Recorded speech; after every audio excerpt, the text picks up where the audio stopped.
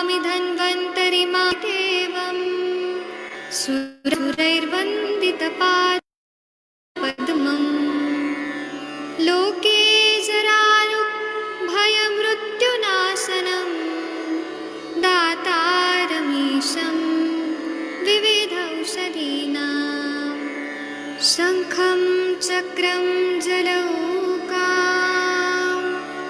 दधतं मृतघटं चारुदोर्भिश्चतुर्भिः सूक्ष्मस्वच्छातिहृद्यं शुकपरिविलसन् मौलिमम्भोजनेत्रम् कालाम्भोदोज्ज्वलाङ्गं कटितटविलसच्चारुपीताम्बराढ्यं वन्दे धन्वन्तरीतं निखिलगदवन् प्रौढदावाग्निलीलं प्रौढदावाग्निलीलं प्रौढदावाग्निलीलम्।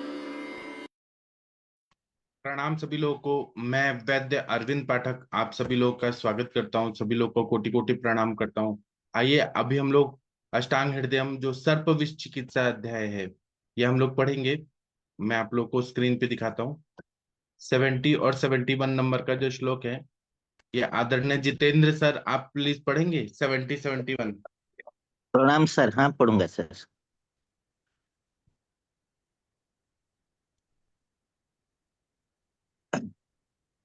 दिख रहा है आपको? हाँ सर। करवीरा अर्क कुसुम मूल लांगलिका कणः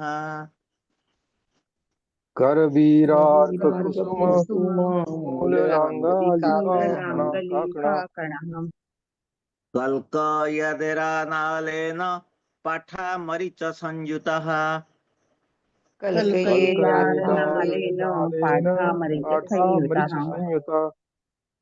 एष व्यन्तरदष्टानम् अगदः सार्वकार्मिकः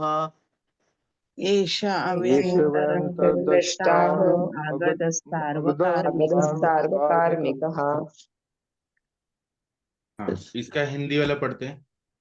हाँ प्लीज पढ़िए 70 71। सर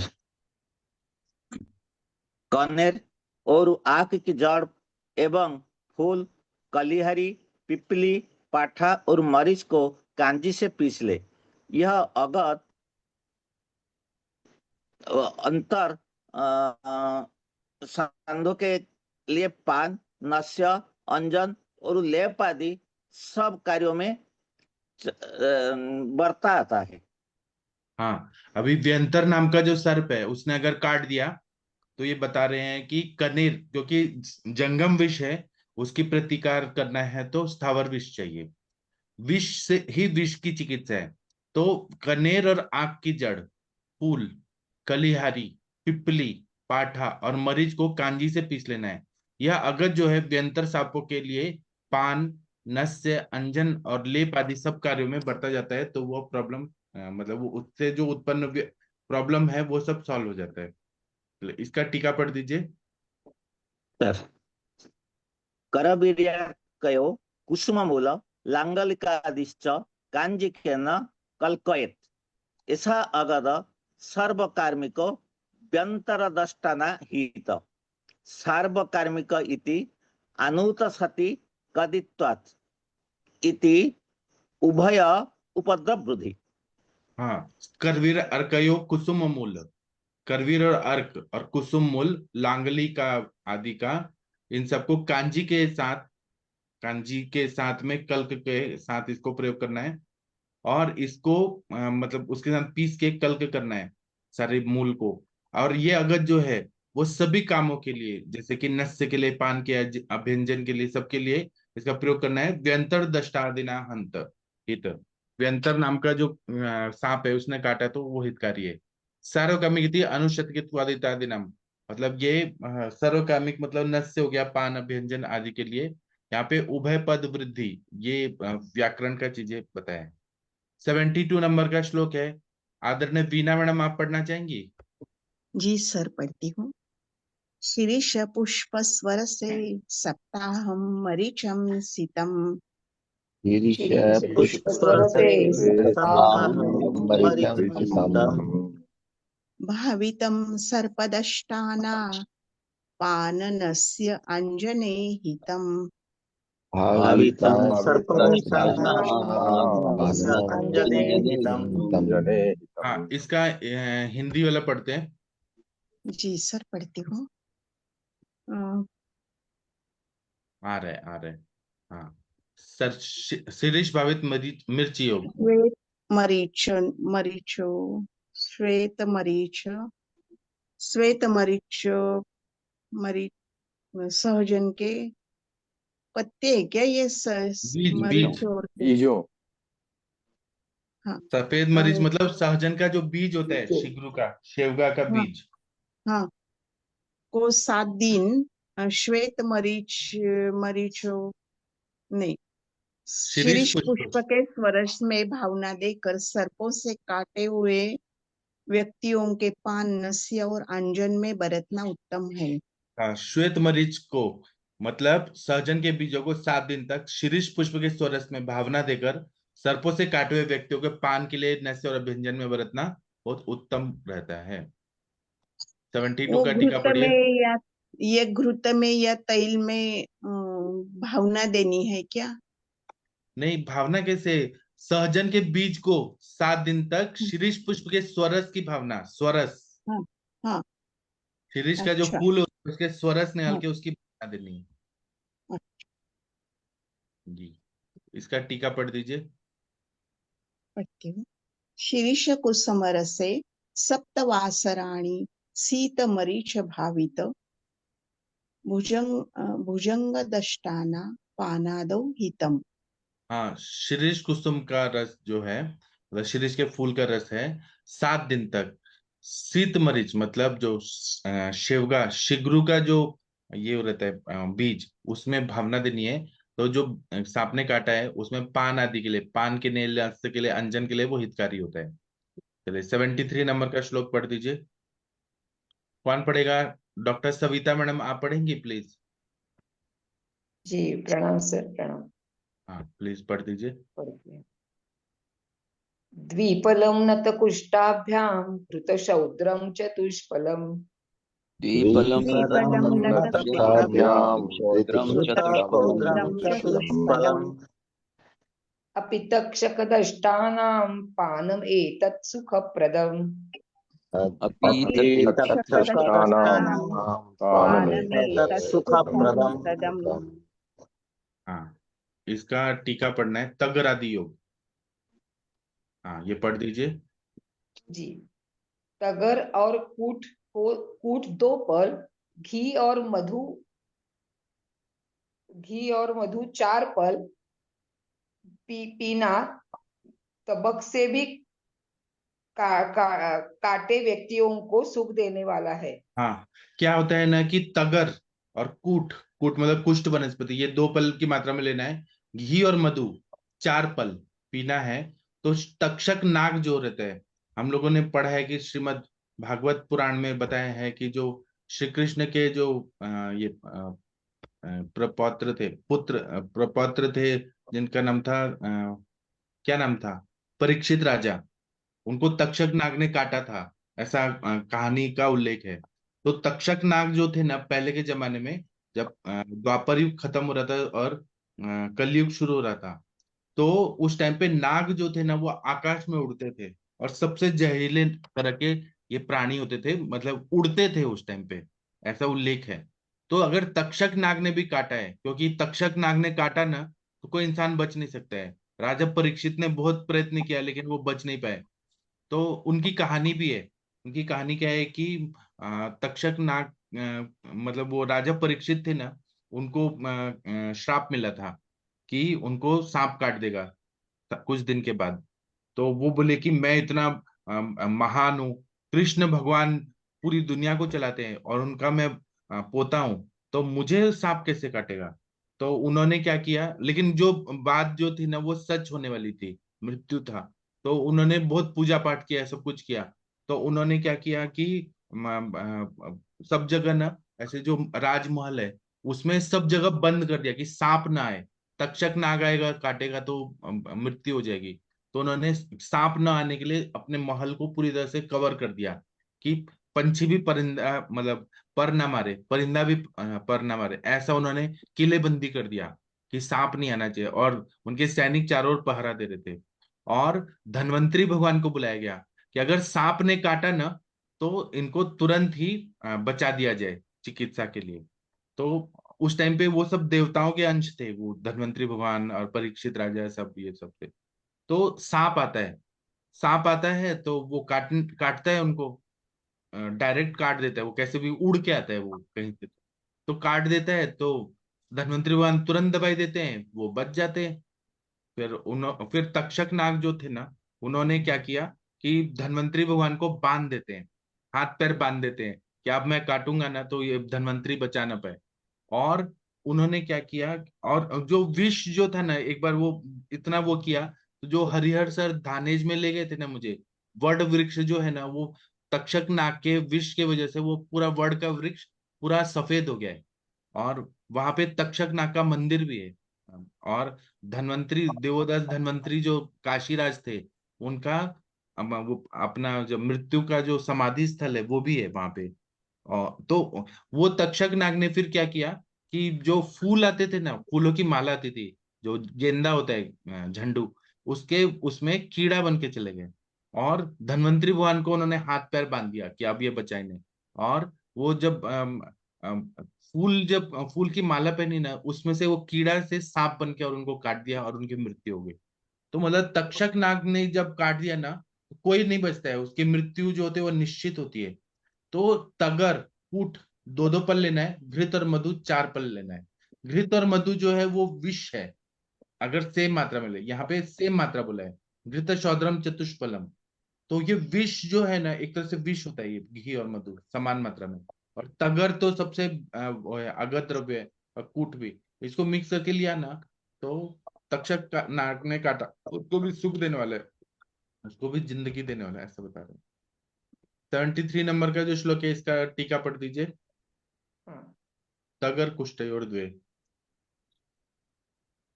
तगर कुष्ठयोर्द्वे फले घृतमाक्षिकयो चत्वारि फलानि तक्षकेडा अपि दष्टाना तत्पीत शर्मदम। हाँ, तगर और कुष्ठ ये 2 पल की मात्रा में लेना है, और घृत और माक्षिक 4-4 पल की मात्रा में लेना है। तो तक्षक ने भी अगर काटा, दष्टानम उसने भी काटा, तो उसका उसमें भी सुख प्रदम, तुरंत ही वो ठीक हो जाएगा। और जो धन्वंतरी भगवान को तक्षक ने जो ये किया ना, बांधा था ना, उसके लिए ऐसे है कि एक डंडा लिया उसने, छोटा सा जो स्टिक होता है वैसे लिया, और धन्वंतरी भगवान के हाथ को वो स्टिक के उससे बांध दिया कि वो कोई भी वजह से उसको खोल ना पाए अपने हाथ को, और वो भी पीछे की तरफ ले जाके और हाथ बांध दिया था। तो धन्वंतरी भगवान देखते रह गए, उनके सामने परीक्षित को मार दिया और मृत्यु हो गई। ऐसा था, ऐसा स्टोरी लिखा हुआ है। 74 नंबर का जो श्लोक है, आप लोगों में से कौन पढ़ना चाहेगा? डॉक्टर दिनेश सर, आप पढ़ना चाहेंगे? सर मेरे एक से बार आप पढ़ा नहीं ट्राई जाए, करिए। सर पढ़ा क्या नहीं जाएगा। आप क्या संस्कृत नहीं पढ़े हैं क्या? आप नहीं सर, बीएमएस डॉक्टर हैं। बीएमएस किए साथ 30 साल हो गए जी, पर 32 साल अब शुरू किया आपके चरणों में। मैं तो ये तो तो मैं देवनागरी रिपीट कर लिपि रहा है हूँ, जो ना। दीदी वगैरह पढ़ रहे हैं तो मेरे को हो जाएगा थोड़ा थोड़ा। आपके चरणों में लग चुका हूँ।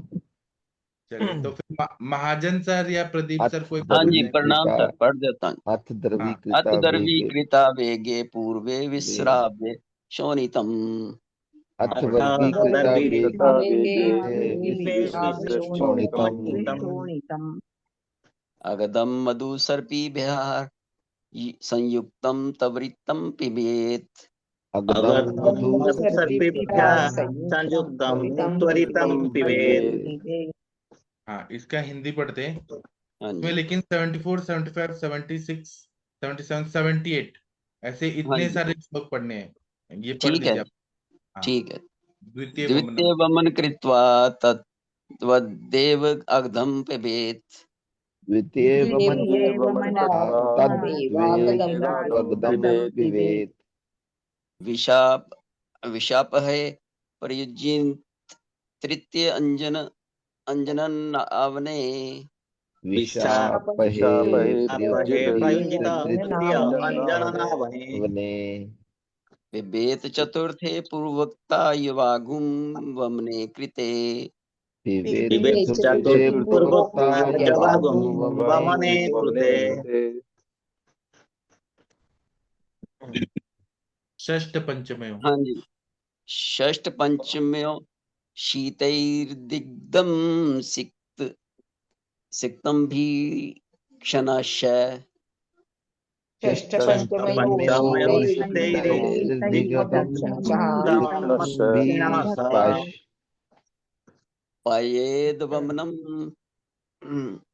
पयेद्वमनं तीक्ष्ण यवागु च विशापहये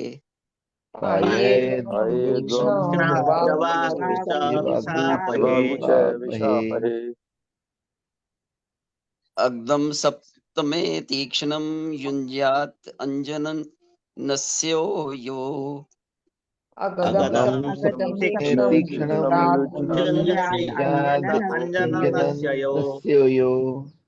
कृत्वा गाढं शस्त्रेण मूर्धनि काकपदं ततः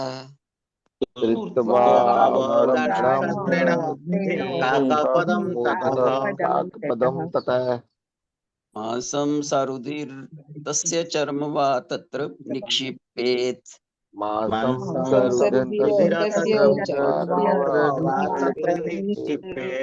निक्षिपेत।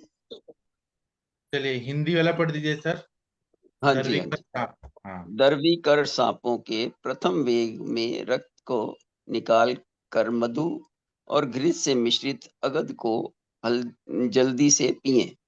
दूसरे वेग में वमन करके प्रथम की भांति अगद को पिएं। तीसरे वेग में विषनाशक अंजन और नस्य बरतें।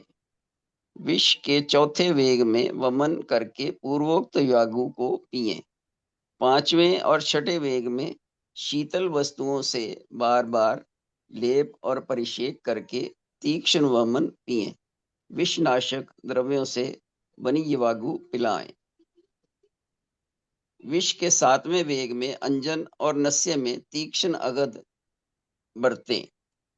शस्त्र से शिरा पर गहरा काकपद चिन्ह बनाकर इसमें थोड़ा ऊपर कर दीजिए सर। हाँ हाँ।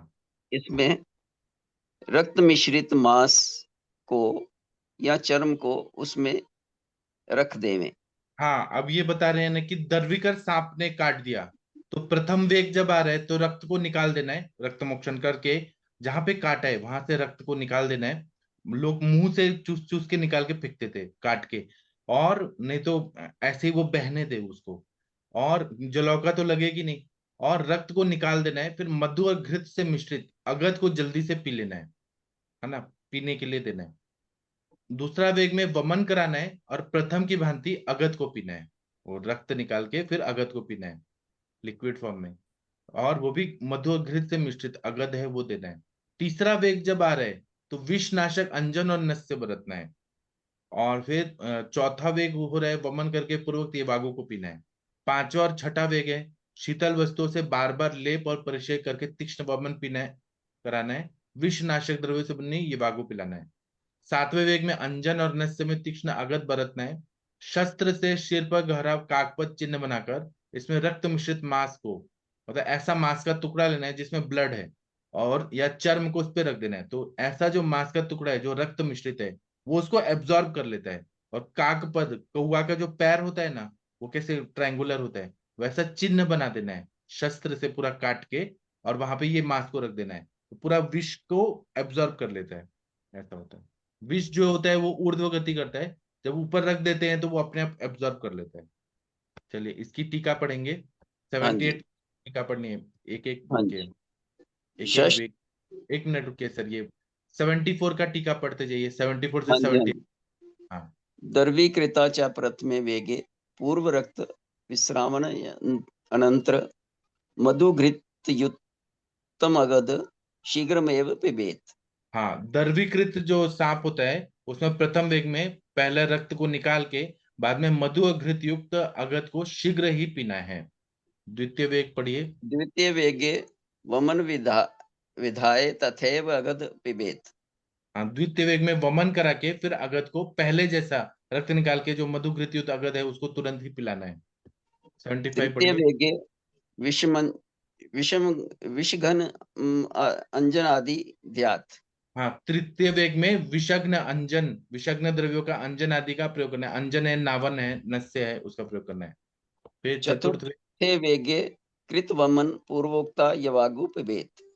हाँ, चतुर्थ वेग में वमन करा के फिर पूर्व में जैसे बताया है वैसे ही औषधियां दे के जो पहले जो यवागु वगैरह बताए वो देना है। 76 का पढ़िए। हाँ जी। षष्ठ पंचम योग वेग्य योर्वेग्यो पुरुष शिशिरे शिशिरे मुहुर्लिप्त लिप्त तिक्त च सिक्त च तीक्ष्ण वमन पायेत। यवागु च विषमघने कृता पायेत। हाँ, षष्ठ और पंचम वेग में पुरुष को शिशिर, शिशिर मतलब ठंडा, और मोहर लेप लगाना है थोड़ा थोड़ा करके, और मतलब सिक्त भी करना है, मतलब वहां पे परिषेक वगैरह करके, और फिर तीक्ष्ण वमन देना है। यह वागु विषग्न द्रव्यों से बनाया हुआ यह वागु को कृता मतलब बना के वो पीने के लिए देना है। 77 78 का। हाँ जी। सप्तमे वेगे तीक्ष्णम अगध अंजने नस्य च युञ्ज्यात् तत् शस्त्रेण काकपद पदम अवगाढ़ मूर्धनि विधाय ततस्तस्य दष्टस्य तस्मिन् काकपदे सशोणित न्यसेत अथवा चर्म निक्षेपेत। हाँ, सप्तम वेग में तीक्ष्ण अगध और अंजन, तीक्ष्ण अगध का अंजन और नस्य का प्रयोग करना है। और फिर शस्त्र से काग पद मतलब कौवे के पैर जैसा अवगाढ़ वहां पे कट कर देना है, और फिर वहां पे काकपदे मांस सशोणित से मांस का टुकड़ा लेना है रक्त युक्त, वहां पे लगा देना है, या चमड़ा जो होता है रक्त युक्त वो लगा देना है। तो उससे पूरा ये वेग जो है मतलब विष का वेग वो नष्ट हो जाता है। चलिए आगे पढ़ते हैं। तृतीय वमिता पेया, ये कोई पढ़ दीजिए। डॉक्टर प्रदीप सर आप प्लीज पढ़ दीजिए। जी सर, नमस्कार। प्रणाम सर। तृतीयेवमितः पेया वेगे मंडिलना पिबेत। हाँ, पढ़िए।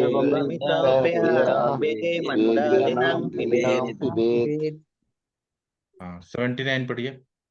एक मिनट रुकिए, तीक्ष्ण एक मिनट रुकिए, इसमें कैसा बताएं। हाँ वे ठीक है, ठीक है, आप 79 पढ़ दीजिए। अतीक्ष्णम अगदम। तीक्ष्णम अगदम षष्ठे गणम व पद्मकादिकम। हाँ, तीक्ष्णमगदं षष्ठे गणं वा पादिकम। हाँ, इसका मंडली सर्प विष चिकित्सा, मंडली सर्प ने काटा है तो क्या करना है। मंडलियों के तीसरे वेग में वमन करके पेय को पिए। छठे वेग में अतिशय अगध या पद्मकादि गण को पिए। हाँ, मंडली सांप ने काटा है उसका तीसरा वेग आ रहा है, तो वमन करा के पेया को पीना है। ये थोड़ा डिफरेंट है। बाकी तो दर्विकर सबका जो बताया कि रक्त निकाल के जो अगध पीना है वो सब बताया। छठवां वेग में कुछ अलग बताया कि अतीक्ष्ण अगध, जो तीक्ष्ण नहीं है क्योंकि यहाँ पे पित्त का प्रकोप हो रहा है। नहीं, मंडली में तो, हाँ, मंडली में पित्त का प्रकोप होता है, तो अतीक्ष्ण अगध और पद्म का अधिगण, पित्त शामक जो पद्म का अधिगण है उसको पीने के लिए बोला है। चलिए 2 लाइन का टीका पढ़ दीजिए। तृतीय मंडलिना। तृतीय मंडलिना वेगे वमित पेया पिबेत। हाँ, तृतीय वेग में मंडली सांप ने काटा है, तो इसमें उल्टी करा के पेया पिलाना है। 79। षष्ठे अति तीक्ष्ण मगध अगध पद्मकादि व गण योज्येत। हाँ, इसका मतलब है कि छठवां वेग होता है तो तीक्ष्ण अगध देना है। अतीक्ष्ण, अतीक्ष्ण अगध या पद्मकादिगण का प्रयोग करना है। पद्मकादिगण है अष्टांग हृदय सूत्र सन 15वां अध्याय जो है उसमें सारे गण बताए हैं, उसका प्रयोग करना है। चलिए 80 नंबर का श्लोक है। आदरणीय Harihar sir, doctor Harihar sir आप प्लीज पढ़ेंगे। आद्य अवगाढ़म। जी सर। हाँ प्लीज सर पढ़ दीजिए।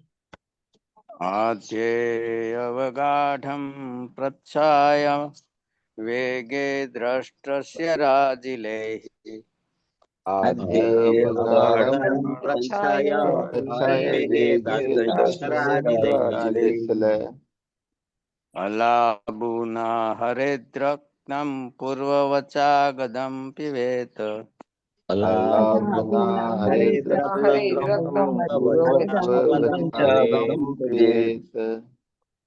षष्ठे अंजनं तीक्ष्ण हाँ हाँ, ये भी श्लोक है। हाँ पढ़िए, षष्ठे अंजनम।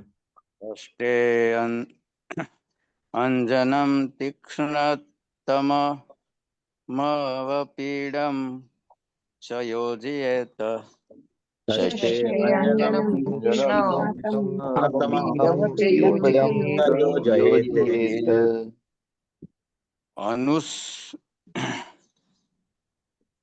अनुकेषु च वेगेषु क्रियादर्विकरोदिताम् अनुपेषु च वेगेषु करोदिताम्। हाँ इसका गर्भिणी रुकिए बालवृद्धेषु रुकिए सर, रुकिए सर। अभी ना 80-81 का हिंदी पढ़ दीजिए, राजिल सांपों के काटने पे। जी सर। इन राजिक सांपों के काटने पर हाँ पढ़िए, आप ही पढ़ दीजिए। प्रथम वेग में गहरा पांडुकर 5 लगाकर। 5 लगाकर। हाँ तुम्बी से। हाँ जी। तुम्बी से रक्त निकालकर पूर्व की भांति अति तीक्ष्ण अगद किए। विष के छठे वेग में अतिक्षय तीक्ष्ण अंजन और अवपीड़न वर्तें। जिन वेगों के लिए कोई चिकित्सा नहीं कही गई है उनमें द्रविकर सांपों के वेगों की चिकित्सा करें। हाँ अभी क्या है गर्भणी ना, हाँ इसमें क्या बताया है कि राजीमान सांप जो होता है, राजिल सांप, उसमें काटने पे प्रथम वेग में गहरा 5 लगाना है। मतलब वो इंसिजन लेना है, कट करना है वो एरिया को। हाँ फिर तुम्बी से रक्त निकाल देना है, क्योंकि इसमें कफ की दृष्टि है। तुम्बी से रक्त निकाल, अलाबू या तुम्बी, उससे रक्त निकाल के पूर्व की भांति अतीक्ष्ण अगध पीना है। इसमें तीक्ष्ण अगध नहीं पीना है, क्योंकि तीक्ष्ण अगध जो रहता है वह पित्त का प्रकोप करता है, और सांप ने काटा है तो रक्त की दृष्टि तो होती है, पित्त का प्रकोप होता है, इसलिए अतीक्ष्ण अगध पीना है। विष का जो छठवां वेग में अतीक्ष्ण अतिशय तीक्ष्ण अंजन, बहुत ही तीक्ष्ण अंजन और अवपीड़न नस्य बरतना है छठवां वेग में। जिन वेगों के लिए कोई चिकित्सा नहीं कही है उनमें दर्विका सपों के वेगों की चिकित्सा करनी है। जैसा वेगों की चिकित्सा है वही यहाँ पे अप्लाई करना है। हाड़ आठनु कहीं तो हाँ ये 80 नंबर का श्लोक का संस्कृत पढ़ दीजिए प्लीज। राजी मता प्रथमे।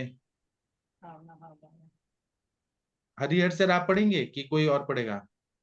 कौन सा सर? 80 के नीचे वाला पढ़िए, जी राजी सर। मत। हाँ